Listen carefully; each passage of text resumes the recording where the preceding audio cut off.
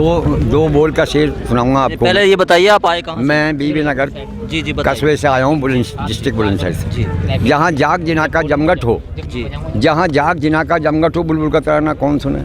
बर्बाद गुलिस्ता करने को तो केवल एक उल्लू काफी है। जहाँ हर साथ पर उल्लू बैठा, अंजाम गुलिस्ता क्या होगा। वाह वाह वाह वाह वाह।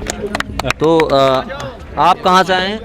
जी मैं बुलंदशहर से आया हूँ और मेरा नाम श्रीपाल सागर है। मैं एक एडवोकेट हूँ और यहाँ पर हम कई बार आ चुके हैं और 17 तारीख को हम यहाँ पर हज़ारों की संख्या में एक समर्थन लेकर आए थे किसान आंदोलन के लिए, जो बहुजन मूवमेंट की तरफ से था। तो यहाँ पर मैं बुलंदशहर से अपनी टीम के साथ आया हूँ। मेरे साथ संजीव गौतम जी हैं, बबलू जाटव जी हैं और आप भी मेरे ही साथ आए हैं। तो ये मैं आपसे जानना चाहता हूँ कि जो आज ये 70 दिन से ज़्यादा हो गया और आज जो भारत में जो 72 दिन से ज़्यादा हो गया, उसके बाद ये जो आज उत्तर प्रदेश, दिल्ली और उत्तराखंड को छोड़ के जो किसान यूनियन की तरफ से, किसानों की तरफ से भारत बंद का आह्वान किया गया था और आज देखा गया कि पूरी फोर्स, पुलिस व्यवस्था इतनी ज़्यादा थी। तो आपको क्या लगता है कि क्या इस तरह से जो ये आज चक्का जाम का था, तो आप जैसे व्यवस्था थी, तो आपको क्या लग रहा है कि बिल वापस हो पाएंगे कि या नहीं, कि सरकार अपनी जो अडिगता पे अड़ी हुई है? देखिए, सरकार कितनी अड़गता पे अड़ जाए, ये किसान हैं और अभी तो किसान टेलर दिखा रहे हैं। जैसे कि अभी जो भारत बंद का आह्वान अगर आप देख रहे हैं तो ये बहुत शांतिपूर्ण तरीके से किसानों ने एक आवाज़ उठाई है और वो पूरे भारत में देखी है। क्योंकि किसान कोई आंदोलन करना नहीं चाहता, किसान किसी को नुकसान देना नहीं चाहता, किसान रोडों को जाम करना नहीं चाहता, किसान कोई भी देश की व्यवस्था को नुकसान पहुंचाना नहीं चाहता। लेकिन किसान सिर्फ एक मैसेज देना चाहता था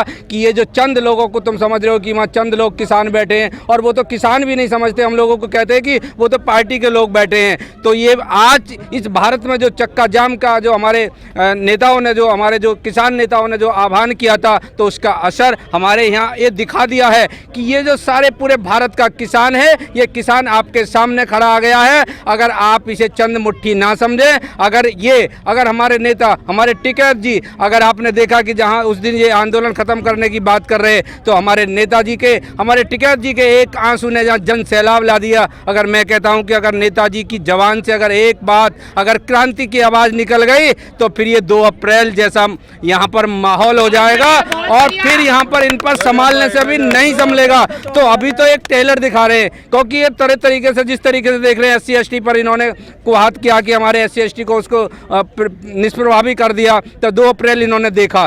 तो हम पे क्या है, क्योंकि हम हथियार चलाना नहीं जानते, हम तो बुद्ध के अनुयायी हैं, हम तो अहिंसा वाले हैं, हम तो शांति से काम करते हैं। हम तो अगर अब पूरा जनमानस अगर सड़कों पर निहत्ते भी खड़ा हो गया, तो पूरा भारत अपने आप में जाम हो जाएगा, मोदी जी खुद अपने आप में जाम हो जाएंगे। और बात रही किसान आंदोलन के कानूनों को रद्द करने की, ये तो देर सवेर निश्चित ही अब किसान, सरकार अपनी झेप मिटा रही है। वो चाह रही है कि कैसे इस चीज़ को, क्योंकि वो चाह रही है कि कैसे इनमें डिस्प्यूट हो जाए, दंगा हो जाए। और हमारे नेताजी ने सही निर्णय लिया कि दिल्ली बंद नहीं करेंगे, उत्तर प्रदेश बंद नहीं करेंगे, क्योंकि ये लोगों ने यहाँ पर व्यवस्था कर ली थी। अगर इन्होंने दिल्ली बंद करी तो इन्हें 26 जनवरी को जो एक हमारे यहाँ पर हमने दिखा दिया परेड करके कि हम दिल्ली को जाम कर सकते हैं, दिल्ली पर अपना कब्जा कर सकते हैं, तो ये यहाँ पर दंगे कराने की पूरी व्यवस्था कर ली थी। और हमारे न्यूज़ चैनल के जो बहुजन मीडियाओं के माध्यम से हमें जानकारी मिल गई थी, तो हमारे नेताओं ने, हमारे किसान नेताओं ने सही डिसीजन लिया कि हम दिल्ली बंद नहीं करेंगे। क्योंकि हमारा मतलब हमें किसी को नुकसान पहुंचाना नहीं,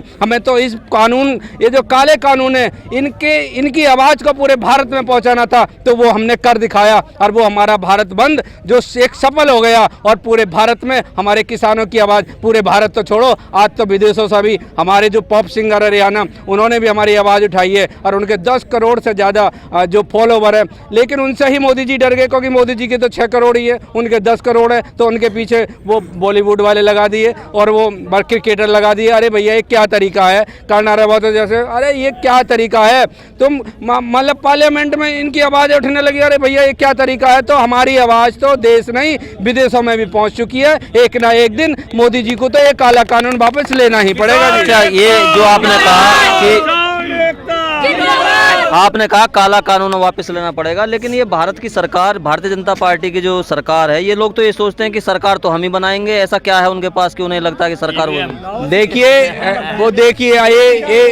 वो जन जन मानस ये जानता है, क्योंकि जो सरकार है, क्योंकि हर सरकार ये चाहती है कि मेरी जनता नाराज ना हो, मेरा वोट बैंक नाराज ना हो। आज यहाँ जितना भी सिख समुदाय है, या यहाँ पर जितना भी जाट समुदाय है, या हमारा जितना भी किसान लोग हैं, और यहाँ पर जो बहुत सारे लोग हैं, इनमें से अनेकों लोग मोदी जी के वोटर रहे हैं। अगर आज इतने सारे लोगों को भी वो नाराज करके, अगर वो कहीं ना कहीं अपने आप में विश्वास बनाए हुए बैठे हुए हैं कि कोई फर्क नहीं पड़ता, इतने और भी नाराज हो जाएं, सत्ता तो हम ही बनाएंगे, तो सीधा सीधा मुझे कहने की जरूरत नहीं है कि वो जो ईवीएम है ना, वो ईवीएम उनके हाथ में है। और वो ये ना भूलें कि ईवीएम का जो है 1 बार 2 बार 3 बार चल गया, लेकिन अगर ये जनता अपनी पे आएगी तो ईवीएम मशीनों को भी उठा कर गांवों से फेंकेगी, शहरों से फेंकेगी, और ईवीएम पर भी बैन लगा कर इनको दिखा देगी, और सत्ता का भी पलटवार होगा। अरे यहाँ तानाशाही तो हिटलर की भी नहीं चली, तो मोदी जी तुम्हारी भी ये तानाशाही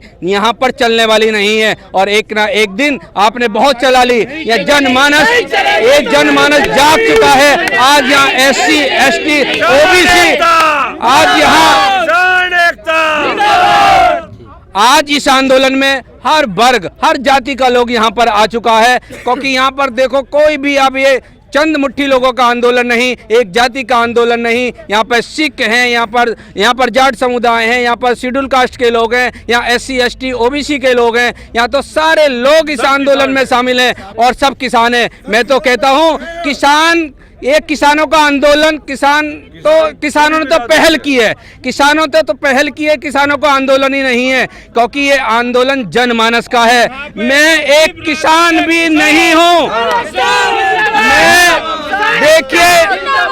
मैं देखिए इसका जो फर्क है एक जनमानस पर पड़ेगा। कैसे फर्क पड़ेगा? किसान तो एक बार लुट जाएगा, किसान तो एक बार अपनी फसल को मंडी में बेच देगा, लेकिन जब वो सारी फसल को ये जो अंबानी अडवाणी अपने गोदामों में भर लेंगे, और तब वो जो अपने से अपना उसका रेट तय करेंगे, उसे जनमानस खरीदेगा, उसे मैं भी खरीदूंगा, वो किसान नहीं है वो भी खरीदेगा। जो छोटा किसान अपनी फसल को बेच चुका है, वो 10 रुपए किलो में बेच चुका है, और उसे 40 रुपए किलो में जब वो खरीदेगा तो वो जनमानस भी खरीदेगा। तो ये एक आंदोलन किसानों का नहीं, किसानों की फसल तो एक बार ले लेंगे, लेकिन हम रोज जो सामान खरीदते हैं, आटा दाल चीनी जो रोज लेकर आते हैं, जो सब्जियां रोज लेकर आते हैं, वो हम रोज लुटेंगे। अगर हम पूरा जनमानस इस बात को नहीं समझा तो ये बहुत बड़ा अन्याय हो जाएगा। इसलिए समझ गया है, इसमें कोई दो राय नहीं है कि हर व्यक्ति ये समझ गया है कि किसानों का आंदोलन नहीं। इसीलिए मैं बुलंदशहर से आया हूँ। मैं कोई किसान भी नहीं हूँ, मैं एक एडवोकेट हूँ, मैं वकालत करता हूँ, और वकालत से ही अपने परिवार को चलाता हूँ।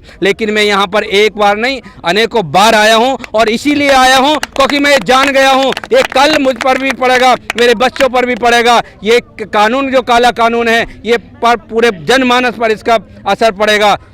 ये पूरे जनमानस पर असर पड़ेगा, ये उन्होंने बताया। ये सबको, सभी जाति धर्मों को, सभी पूरे देश को एक होकर के यहाँ किसानों की लड़ाई लड़नी चाहिए। सर आपका नाम क्या है? और आप, क्योंकि मैं देख रहा हूँ कि आप भारतीय किसान यूनियन, जी वकील किसान मजदूर एकता जिंदाबाद जिंदाबाद, वकील किसान मजदूर एकता जिंदाबाद जिंदाबाद, वकील किसान मजदूर एकता जिंदाबाद जिंदाबाद। चलिए, आपको मैं देख रहा हूँ आप भारतीय किसान यूनियन से हैं, तो मैं आपसे पूछना चाहता हूँ। बोल जी बिल्कुल, मैं किसान यूनियन से हूँ और पूरे किसानों के साथ मेरा समर्थन है। ये सरकार जाति और धर्म में किसानों को बांटना चाह रही है, लेकिन हम किसानों के साथ खड़े हुए हैं और इस जाति और धर्म को तोड़ने का हम पूरा प्रयास कर रहे हैं। सभी जाति और धर्म के लोग एक साथ हैं आज, लेकिन सरकार हमारा जो भाईचारा है उसको ख़त्म करने के लिए षड्यंत्र रचा रही है। धर्म जो पुलिस में हमारे भाई है, हमारे चाचा है, उनको भी हमारे खिलाफ भड़का रही है। उनकी व्यक्तिगत भावना, उनकी आंतरिक भावना, उनकी अंतरात्मा कुछ और कहती है, लेकिन ये सरकार हमें उनके खिलाफ कर रही है, हमारे बच्चों के, हमारे भाइयों के, हमारे चाचा ताऊ के खिलाफ कर रही है। तो इसलिए सरकार का बहिष्कार करो। जाति और धर्म के खिलाफ ये दंगे करवा के आज वहाँ तक पहुँचे हैं। इसलिए मैं कहना चाहूँगा इस सरकार का बहिष्कार करो। किसानों के साथ पूरा देश आज खड़ा हुआ है। लेकिन ये फिर भी किसानों को गद्दार और आतंकवादी ठहराने की कोशिश कर रहे हैं। अच्छा, ये बताइए कि जो महेंद्र सिंह टिकैत किसान यूनियन के जो बड़े लीडर रहे हैं पूरे विश्व में, पूरे देश के अलावा विश्व में भी उनका नाम है, तो उस लड़ाई को जो कहीं ना कहीं जो महेंद्र सिंह टिकैत जी लड़ा करते थे वो धीमी पड़ गई, तो और वो फिर आज राकेश टिकैत जी के अंदर वो चीज़ देखी गई है, तो उसको उस लड़ाई को आप किस तरह से लेते हैं कि आने वाला भविष्य जो मोदी सरकार है, जो उनकी हठ धर्मिता है, उसको किस तरह से लेते हैं? देखिए 2022 में देखिए राकेश टिकैत के केवल राकेश टिकैत ही नहीं, संपूर्ण किसान जाति के लिए ये इन्होंने बहुत गलत किया। लेकिन जब राकेश टिकैत के आंसू आए, वो राकेश टिकैत के आंसू नहीं, वो पूरी किसान जाति के आंसू थे, पूरे किसानों के एक वर्ग के आंसू थे। इसलिए सभी किसानों में आक्रोश उत्पन्न हुआ, इसलिए सभी किसान उठ के यहाँ पे आए। ये प्रोपगेंडा फैलाते हैं, आंदोलन नहीं टूटा। हाँ, 26 जनवरी परेड में शांतिपूर्वक परेड की गई, उसमें भी इन्होंने कुछ अपने व्यक्ति भेज के अपने लोग भेजे, आंदोलन खराब किया, तो सब घर चले गए किसान जो आए हुए थे। उसके बाद किसान ये दिखाने के लिए आए कि हाँ हम सब एक है, इसलिए वो फिर दोबारा से आंदोलन चल पड़ा। आंदोलन खराब करने का काम किया और जो है सरकार ये बार बार कर रही है। और आज भी जो, क्योंकि आज चक्का जाम का रखा गया था और कहीं ना कहीं सरकार आज भी इस आंदोलन को कहीं ना कहीं वो करना चाहती थी, लेकिन वो हरियाणा और राजस्थान और जो दूसरे राज्य उनमें बहुत बड़ा आज बंद रहा है और सहयोग रहा है। पूरे देश में आज इकट्ठा लोग हैं। तो आप सभी का बहुत बहुत धन्यवाद, बहुत बहुत धन्यवाद।